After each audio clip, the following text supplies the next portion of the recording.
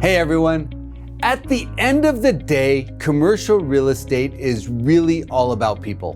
Where they live, where they work, where they shop, where they play, where they store things, and where they vacation. Which is why our analysts focus on people when we're analyzing commercial real estate. We look at demographics, psychographics, employment trends, and population migration trends. And in reality, all of those characteristics are interwoven. For example, when we look at the performance of office properties, we have to look at how many office-using jobs are being created, both nationally and locally within each metro. But we also have to consider what's happening with remote work and how employers are adapting to where people want to live.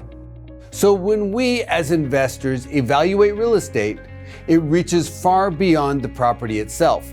We have to take a more holistic perspective that considers who will use the real estate and why.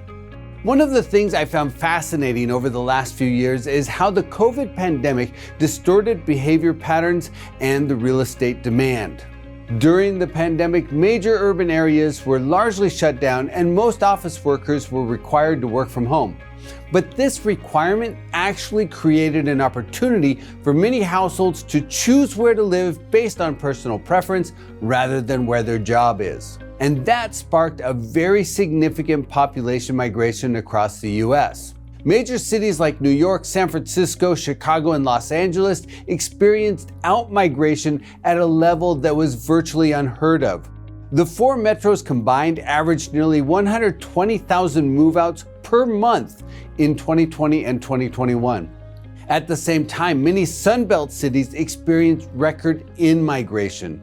To accommodate the surging population growth, real estate investors and developers quickly went to work in Sunbelt markets across Florida, Texas, and Arizona.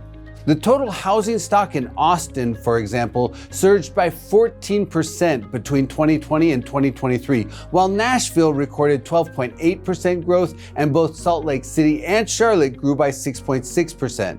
And that growth spread to other property types like retail centers, industrial warehouses, and even office space. In 2024, cities like Austin, Las Vegas, Nashville, Phoenix, and Charlotte will lead the nation in total commercial real estate completions as a percentage of existing inventory. Meanwhile, metros including Los Angeles, the Bay Area, Chicago, Cleveland, and Portland experienced limited construction. Now, what makes all of this interesting is that the wave of migration to the Sun Belt has been slowing. And move-outs from cities like New York, Chicago, the Bay Area, and Los Angeles have dwindled to near zero. This could create some significant opportunities for commercial real estate investors because the performance of commercial real estate is driven by both supply and demand. While numerous Sunbelt markets scaled up development to meet the needs of a surging population base, many of the northern cities slowed their construction.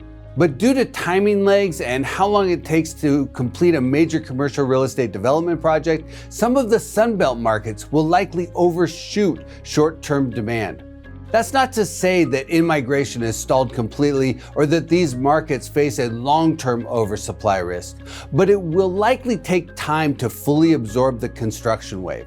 In the meantime, markets that were losing population and where there was very little development could experience strengthening commercial real estate performance. This is one of the challenges commercial real estate investors face. When there's a major, readily apparent growth trend, investors and developers tend to overshoot the market. That's partially due to market and timing lags, but it is also influenced by investors' tendency to move the same direction at the same time, which creates contrarian investment opportunities. Today, investment activity is still slower than normal, and many investors are waiting for a seminal event to spark transactions. And it's times like this when unique investment strategies emerge. There are numerous commercial real estate market inefficiencies, like the disconnect between development and population migration, that are happening today.